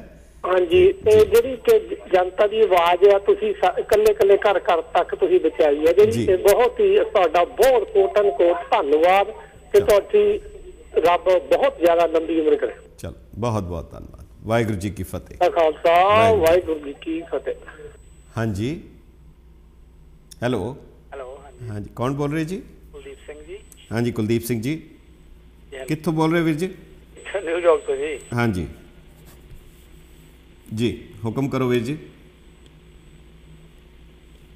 ਹਾਂਜੀ ਭਾਜੀ ਤੁਹਾਡਾ ਪ੍ਰੋਗਰਾਮ ਦੇਖ ਰਹੇ ਸੀਗੇ। ਹਾਂਜੀ ਤੇ ਬਹੁਤ ਤੁਹਾਡੇ ਵਿਚਾਰ ਜਿਹੜੇ ਆ ਬਹੁਤ ਉੱਚੇ ਹੈਗੇ ਆ, ਤੇ ਜਿੱਦਾਂ ਜਿਹੜੀਆਂ ਕਿ ਇਹੀ ਮੈਂ ਤਾਂ ਕਹਿਣਾ ਚਾਹੂੰਗਾ ਵੀ ਜਿਹੜੀਆਂ ਅਸੀਂ ਕਦੀ ਚੀਜ਼ਾਂ ਦੇਖੀਆਂ ਨਹੀਂ ਸੀ, ਪਤਾ ਹੀ ਨਹੀਂ ਸੀ ਜੀ, ਮਤਲਬ ਜਿੱਦਾਂ ਤੁਸੀਂ ਕਿ ਬਹੁਤ ਪਤਾ ਨਹੀਂ ਕਿੱਥੋਂ ਤੁਸੀਂ ਇਤਿਹਾਸ ਇਕੱਠਾ ਕਰਕੇ ਮਤਲਬ ਸੰਗਤ ਵਿੱਚ ਪੇਸ਼ ਕਰ ਰਹੇ ਆ ਜੀ, ਤੇ ਤੁਹਾਡਾ ਬਹੁਤ ਬਹੁਤ ਧੰਨਵਾਦ। ਮਹਾਰਾਜ ਤੁਹਾਨੂੰ ਚੜ੍ਹਦੀਆਂ ਕਲਾ ਬਖਸ਼ੇ ਤੇ God bless you. Waheguru ji ਕਾ ਖਾਲਸਾ ਵਾਹਿਗੁਰੂ ਜੀ ਕੀ ਫਤਿਹ। ਹੈਲੋ ਹੈਲੋ ਹਾਂਜੀ ਕੌਣ ਬੋਲ ਰਹੇ ਜੀ? ਸਤਿ ਸ਼੍ਰੀ ਅਕਾਲ ਜੀ। ਵਾਹਿਗੁਰੂ ਜੀ ਕਾ ਖਾਲਸਾ ਵਾਹਿਗੁਰੂ ਜੀ ਕੀ ਫਤਿਹ। ਕੌਣ ਬੋਲ ਰਹੇ ਭੈਣ ਜੀ? ਹਾਂਜੀ ਜੀ मैं मनिंदर कौर बोल रही थी फार्मिंगटन न्यू मैक्सिको तो। हाँ जी हाँ जी। और मैं पिछले महीने इंडिया तो आई। हाँ जी। पर 10 चैनल देखिया। तुसी थोड़ी जी आवाज घट करो, ये डिस्टरबेंस आ रही है। थोड़ी आवाज अपने टीवी दी घट करो। अच्छा जी जी आवाज टीवी दी आवाज जी जी गुड कर दो जी। हाँ जी कर रही थी। और अच्छी आजकल मशीन जी दी जपजी साहिब दी ट्रांसलेशन या लाइक सुन रहे हैं। हाँ जी। और इतना आनंद आया। और आज गुरु ग्रंथ साहिब जी बारे लाइक तुसी क्या और बिल्कुल सहमत है कि ना ਅਸੀਂ ਮਿਸਅੰਡਰਸਟੈਂਡ ਕਰਨੇ ਆ ਜੀ ਗੁਰੂ ਨਹੀਂ ਮੰਨਦੇ, ਲਿਵਿੰਗ ਗੁਰੂ ਨਹੀਂ ਮੰਨਦੇ ਜੀ ਜੀ। ਔਰ ਵਾਹਿਗੁਰੂ ਕਰੇ ਕਿ ਜਿਹੜੀ ਯੰਗ ਜਨਰੇਸ਼ਨ ਹੈ ਉਹਨਾਂ ਤੱਕ ਇਹ ਆਵਾਜ਼ ਆਏ ਤਾਂ ਕਿ ਸਾਡੇ ਬੱਚੇ ਠੀਕ ਹੈ ਜੀ ਅੱਛੇ ਸਿੱਖ ਬਣਨ, ਵਾਰ ਨਾ ਕੱਟਣ। ਇਹ ਮੈਸੇਜ ਤੁਸੀਂ ਪਲੀਜ਼ ਦੇ ਦਿਓ ਜੀ। ਠੀਕ ਹੈ ਜੀ, ਬਹੁਤ ਬਹੁਤ ਧੰਨਵਾਦ ਤੁਹਾਡਾ, ਬਹੁਤ ਅਸੀਸਾਂ ਲਈ ਧੰਨਵਾਦ। Thank you. ਹੈਲੋ ਹਾਂਜੀ hello hello hello hello hello ਹਾਂਜੀ ਸਤਿ ਸ਼੍ਰੀ ਅਕਾਲ ਵੀਰ ਜੀ। ਕੌਣ ਬੋਲ ਰਹੇ ਵੀਰ ਜੀ? ਮੈਂ ਜਸਵਿੰਦਰ ਸਹੋਤਾ ਬੋਲ ਰਿਹਾ ਕਲੀਵਲੈਂਡ ਤੋਂ। ਹਾਂਜੀ ਵੀਰ ਜੀ। ਪ੍ਰੋਗਰਾਮ ਤੁਹਾਡਾ ਬਹੁਤ ਹੀ ਬਿਹਤਰੀਨ, ਬਹੁਤ ਹੀ ਤੇ ਤੁਹਾਡੀ ਨੌਲੇਜ ਤਾਂ ਇੰਨੀ ਆ ਮਤਲਬ ਕਿ ਅਸੀਂ ਬਚਪਨ ਤੋਂ ਅਸੀਂ ਪੰਜਾਬ 'ਚ ਘੱਟ ਰਹੇ ਸੀ, ਪਹਿਲਾਂ ਇੰਡੀਆ ਵੀ ਤੇ ਗੁਜਰਾਤ ਰਹੇ ਸੀ ਜ਼ਿਆਦਾਤਰ ਜੀ ਜੀ। ਪਰ ਹਾਂਜੀ ਜੀ ਤੇ ਤੁਹਾਡੀ ਜਿਹੜੀ ਤੁਸੀਂ ਜਿਹੜੀ ਮਤਲਬ ਇਨਫੋਰਮੇਸ਼ਨ ਦਿੱਤੀ ਆ, ਨੌਲੇਜ ਦਿੱਤੀ ਆ ਸਿੱਖੀਜ਼ਮ ਬਾਰੇ ਜੀ, ਮਤਲਬ ਐਕਸਟਰਾ ਆਰਡੀਨਰੀ ਆ। ਅਸੀਂ ਤੇ ਮਤਲਬ ਅੱਜ ਤਾਈਂ ਮੈਂ ਇੰਨਾ ਨਹੀਂ, ਅਸੀਂ ਮਤਲਬ ਧਾਰਮਿਕ ਹੈ, ਸਭ ਕੁਛ ਹੈਗੇ ਆ, ਪਰ ਸਾਨੂੰ ਨੌਲੇਜ ਹੈ ਨਹੀਂ ਸੀ ਇੰਨੀ। So you are doing a great job. And ਚਲੋ ਜੀ ਅਸੀਂ ਸਮਝੀਏ, ਇਤਿਹਾਸ ਦੀਆਂ ਪੁਸਤਕਾਂ ਪੜ੍ਹੀਏ, ਅਸੀਂ ਗੁਰਬਾਣੀ ਦੀ ਕਥਾ ਸੁਣੀਏ, ਉਹਦੇ ਵਿੱਚੋਂ ਸਾਨੂੰ ਸਾਰਾ ਕੁਝ ਪ੍ਰਾਪਤ ਹੋਏਗਾ। ਬਹੁਤ ਬਹੁਤ ਧੰਨਵਾਦ। ਹਾਂਜੀ ਤੁਹਾਡੀ ਗੱਲ ਸਹੀ ਹੈ, ਪਰ ਫਿਰ ਵੀ ਜਿੰਨਾ ਤੁਸੀਂ ਦੱਸ ਰਹੇ ਹੋ ਇੰਨਾ ਕੋਈ ਦੱਸ ਨਹੀਂ ਸਕਦਾ। ਮੈਂ ਵੀ ਦੂਜਿਆਂ ਕੋਲੋਂ ਸੁਣ ਕੇ ਹੀ ਨਕਲ ਕਰ ਰਿਹਾ ਹੈਗਾ, ਆਪਣੀ ਤਰਫੋਂ ਕੁਝ ਨਹੀਂ ਕਹਿ ਰਿਹਾ ਮੈਂ। ਬਹੁਤ ਬਹੁਤ ਧੰਨਵਾਦ ਤੁਹਾਡਾ। Thank you. ਹਾਂਜੀ ਹਾਂਜੀ ਜੀ ਕੌਣ ਬੋਲ ਰਹੇ ਵੀਰ ਜੀ? ਮੈਂ ਰਣਬੀਰ ਸਿੰਘ ਰਾਣਾ ਬੋਲ ਰਿਹਾ ਜੀ। ਹਾਂਜੀ ਰਣਬੀਰ ਸਿੰਘ ਜੀ। ਜੀ ਵੀਰ ਜੀ ਰਾਣਾ ਸਾਹਿਬ। ਹਾਂਜੀ ਮੈਂ ਲਾਸ ਐਂਜਲਸ ਤੋਂ ਬੋਲ ਰਿਹਾ। ਹਾਂਜੀ ਵੀਰ ਜੀ ਹੁਕਮ ਕਰੋ। ਹਾਂਜੀ I never seen this type of program in my life. Okay ਥੋੜਾ ਜਿਹਾ ਆਵਾਜ਼ ਟੀਵੀ ਦੀ ਘੱਟ ਕਰੋ, ਥੋੜੀ ਜਿਹੀ ਆਵਾਜ਼ ਘੱਟ ਕਰੋ। ਐਂਡ ਹਾਂਜੀ ਅਸੀਂ ਜੀ ਜੀ ਹਾਂਜੀ ਹਾਂਜੀ ਹਾਂਜੀ ਜੀ ਅਸੀਂ ਤੁਹਾਡੇ ਬਹੁਤ ਬਹੁਤ ਸ਼ੁਕਰਗੁਜ਼ਾਰ ਹਾਂ ਕਿ ਇੱਦਾਂ ਦੀ ਨੌਲੇਜ ਦਿੱਤੀ। ਅੱਜ ਤੱਕ ਅਸੀਂ ਲਾਈਫ 'ਚ ਇੱਦਾਂ ਦੀ ਗੱਲ ਸੁਣੀ ਨਹੀਂ ਕਿਸੇ ਤੋਂ, ਔਰ ਨਾ ਹੀ ਅੱਗੇ ਸੁਣਾਂਗੇ। ਇਸ ਪ੍ਰੋਗਰਾਮ ਨੂੰ ਤੁਸੀਂ ਕੰਟੀਨਿਊ ਰੱਖੋ ਪਲੀਜ਼। ਵੀਰ ਜੀ ਇਹਦੇ ਲਈ ਨਾ ਮੈਂ ਬੇਨਤੀ ਕਰਾਂਗਾ ਤੁਸੀਂ ਪੰਥ ਪ੍ਰਕਾਸ਼ ਪੜ੍ਹੋ, ਸੂਰਜ ਪ੍ਰਕਾਸ਼ ਪੜ੍ਹੋ, ਜਾਂ ਇਹਦੇ 'ਤੇ ਡਾਕਟਰ ਜੋਤ ਸਿੰਘ ਨੇ ਇਹਨਾਂ ਨੇ ਬਹੁਤ ਕੰਮ ਕੀਤਾ ਹੈ ਸ਼ਬਦ ਗੁਰੂ ਦੇ ਉੱਤੇ, ਸਿੱਧ ਗੋਸ਼ਟ ਦੇ ਉੱਤੇ। ਉਹ ਸਾਰਾ ਕੁਝ ਜਿਹੜਾ ਉਹਦੇ ਵਿੱਚ ਹੈਗਾ, ਸਿਰਫ ਸਾਨੂੰ ਖੁਦ ਸਮਝਣ ਦੀ, ਪੜ੍ਹਨ ਦੀ, ਸਮਝਾਉਣ ਦੀ ਲੋੜ ਹੈ। ਕਿਉਂਕਿ ਮੈਂ ਤਾਂ ਜੋ ਅੱਜ ਦਿੱਤਾ ਬਹੁਤ ਥੋੜ੍ਹਾ ਜਿਹਾ, ਉਹਦਾ ਇੱਕ ਛੋਟਾ ਜਿਹਾ ਉਹਦੇ ਵਿੱਚੋਂ ਲੈ ਕੇ ਦਿੱਤਾ ਹੈ। ਪਰ ਬੇਨਤੀ ਹੈ ਉਹਨੂੰ ਵਿਸਥਾਰ ਨਾਲ ਪੜ੍ਹ ਕੇ ਅਸੀਂ ਉਸ ਨੂੰ ਹਾਸਲ ਕਰੀਏ, ਉਸ ਤੋਂ ਲਾਭ ਪ੍ਰਾਪਤ ਕਰੀਏ। ਬਹੁਤ ਬਹੁਤ ਧੰਨਵਾਦ ਤੁਹਾਡਾ ਜੀ, ਥੈਂਕ ਯੂ। ਹੈਲੋ ਹੈਲੋ, ਹਾਂਜੀ ਕੌਣ ਬੋਲ ਰਹੇ ਜੀ? ਮੈਂ ਲਾਲੀ ਕੰਗ ਬੋਲਦਾ ਭਾਈ। ਹਾਂਜੀ ਇੱਕ ਵਾਰ ਨਾਂ ਦੱਸੋਗੇ? ਲਾਲੀ ਕੰਗ। ਹਾਂਜੀ ਹਾਂਜੀ ਕੰਗ ਸਾਹਿਬ ਜੀ, ਹੁਕਮ ਕਰੋ ਵੀਰ ਜੀ। ਕੰਗ ਸਾਹਿਬ ਸਤਿ ਸ਼੍ਰੀ ਅਕਾਲ ਭਾਜੀ। ਸਤਿ ਸ਼੍ਰੀ ਅਕਾਲ। ਵਾਹਿਗੁਰੂ ਜੀ ਕਾ ਖਾਲਸਾ, ਵਾਹਿਗੁਰੂ ਜੀ ਕੀ ਫਤਿਹ।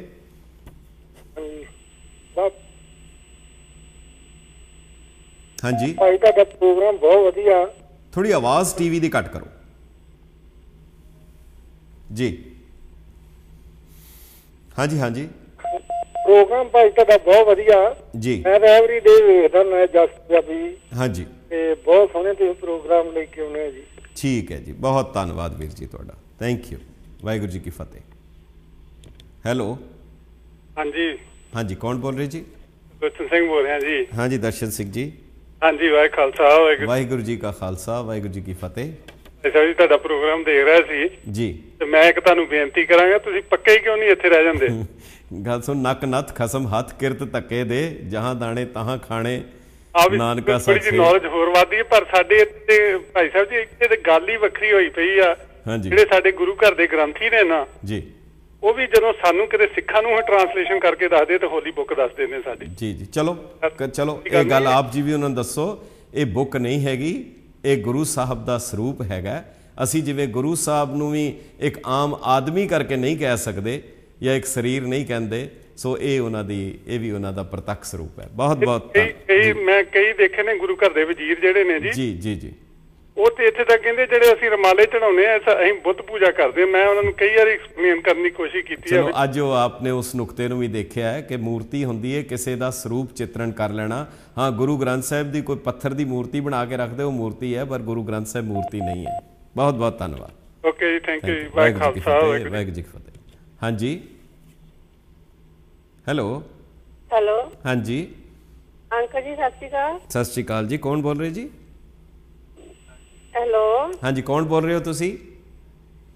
ਮੈਂ ਸੁਖਬੀਰ ਬੋਲ ਰਹੀ ਹਾਂ। ਹਾਂਜੀ ਸੁਖਬੀਰ ਕੌਰ ਜੀ। ਮੈਂ ਸੁਖਬੀਰ ਬੋਲ ਰਹੀ ਹਾਂ ਅੰਕਲ ਜੀ। ਹਾਂਜੀ ਦੱਸੋ ਦੱਸੋ ਸੁਖਬੀਰ ਜੀ। ਅੰਕਲ ਜੀ ਹਾਂਜੀ ਆਵਾਜ਼ ਆ ਰਹੀ ਹੈ ਤੁਹਾਡੀ, ਦੱਸੋ। ਸਤਿ ਸ਼੍ਰੀ ਅਕਾਲ ਅੰਕਲ ਜੀ। ਸਤਿ ਸ਼੍ਰੀ ਅਕਾਲ। ਤੁਸੀਂ ਆਪਣੇ ਟੀਵੀ ਦੀ ਆਵਾਜ਼ ਘੱਟ ਕਰੋਗੇ ਫਿਰ ਸਾਰਿਆਂ ਤੱਕ ਆਵਾਜ਼ ਜਾਏਗੀ। ਤੁਸੀਂ ਆਪਣੇ ਟੀਵੀ ਦੀ ਆਵਾਜ਼ ਘੱਟ ਕਰੋ। ਓਕੇ ਅੰਕਲ ਜੀ। ਹਾਂਜੀ ਦੱਸੋ ਕੀ ਕਹਿਣਾ ਚਾਹੁੰਦੇ ਹੋ? ਸਤਿ ਸ਼੍ਰੀ ਅਕਾਲ ਜੀ। ਸਤਿ ਸ਼੍ਰੀ ਅਕਾਲ ਜੀ। ਸਤਿ ਸ਼੍ਰੀ ਅਕਾਲ। ਹੋਰ ਜੀ? ਹਾਂਜੀ ਦੱਸੋ, ਹੁਕਮ ਕਰੋ। ਕੌਣ ਬੋਲ ਰਹੇ ਜੀ? ਹੁਕਮ ਬਾਦ ਸਿੰਘ ਬੋਲ ਰਿਹਾ ਜੀ। ਹਾਂਜੀ ਵੀਰ ਜੀ ਹੁਕਮ ਕਰੋ। ਹੋਰ ਜੀ, ਤੁਹਾਡਾ ਪ੍ਰੋਗਰਾਮ ਸੁਣ ਕੇ ਬੜਾ ਮਨ ਨੂੰ ਖੁਸ਼ ਹੋਈ ਜੀ। ਠੀਕ ਹੈ ਜੀ, ਬਹੁਤ ਬਹੁਤ ਧੰਨਵਾਦ। ਜੀ ਮਨ ਦੇ ਵਿੱਚ ਆ ਜਿਹੜਾ ਤੁਹਾਨੂੰ ਦੱਸਿਆ ਵਾ ਗ੍ਰੰਥ ਸਾਹਿਬ ਦੇ ਬਾਰੇ, ਤੇ ਕੋਈ ਬੰਦਾ ਦੱਸ ਹੀ ਨਹੀਂ ਸਕਦਾ। ਠੀਕ ਹੈ ਜੀ, ਠੀਕ ਹੈ ਜੀ। ਸੋ ਬਹੁਤ ਬਹੁਤ ਧੰਨਵਾਦ। ਇੱਕ ਹੈਲੋ ਹੈਲੋ ਹਾਂਜੀ ਕੌਣ ਬੋਲ ਰਹੇ ਜੀ? ਵਾਹਿਗੁਰੂ ਖਾਲਸਾ, ਵਾਹਿਗੁਰੂ ਜੀ ਵਾਹਿਗੁਰੂ ਜੀ ਕੀ ਫਤਿਹ। ਮੈਂ ਪ੍ਰਿਤਪਾਲ ਸਿੰਘ ਬੋਲਿਆ ਨਿਊਯਾਰਕ ਤੋਂ। ਹਾਂਜੀ ਪ੍ਰਿਤਪਾਲ ਸਿੰਘ ਜੀ।